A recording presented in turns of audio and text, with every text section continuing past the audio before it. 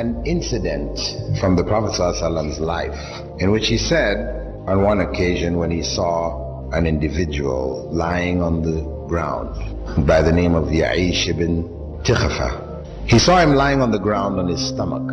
So he came and he nudged him with his foot. When he woke up and he looked at the Prophet ﷺ, he told him, this is the method of lying which God hates. People, commonly, they like to sleep on their stomach.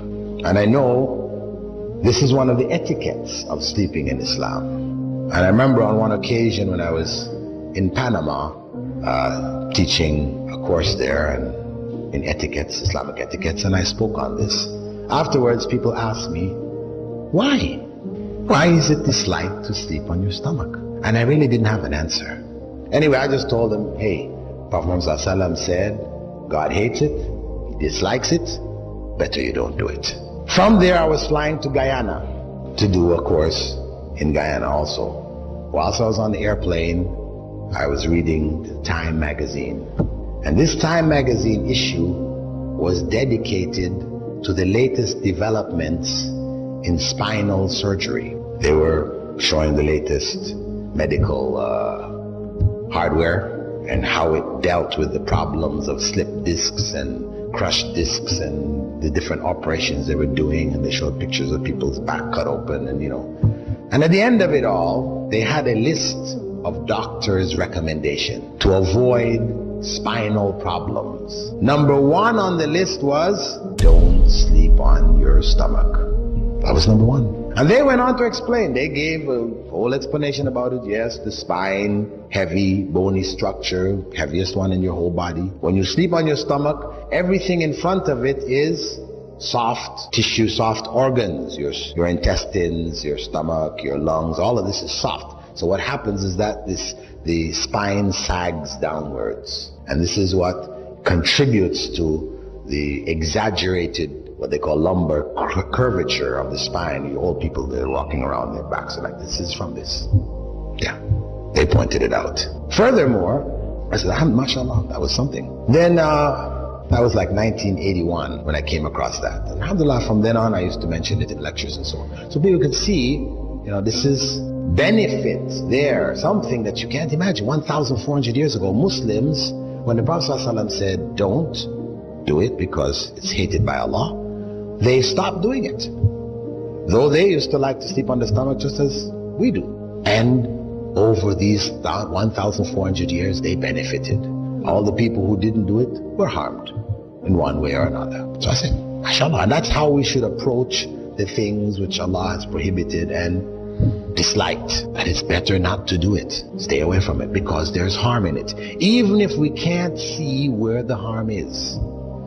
Anyway, in 1989, I read an article which appeared in the British newspapers that scientists, medical scientists, studying a particular illness which seemed to be affecting small children, 1-year-old, 2-year-old, 3-year-old kids, put to sleep in their cribs, they die in their sleep.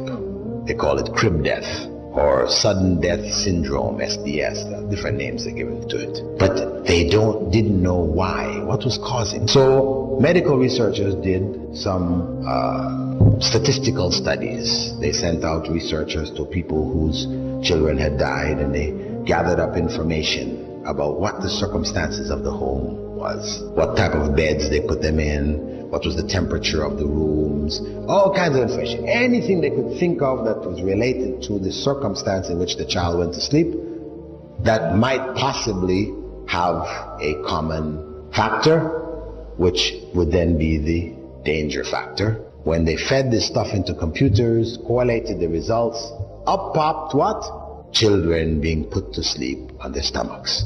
So they made a major announcement across England, front page news. Doctors warn parents, do not put your children to sleep on their stomachs.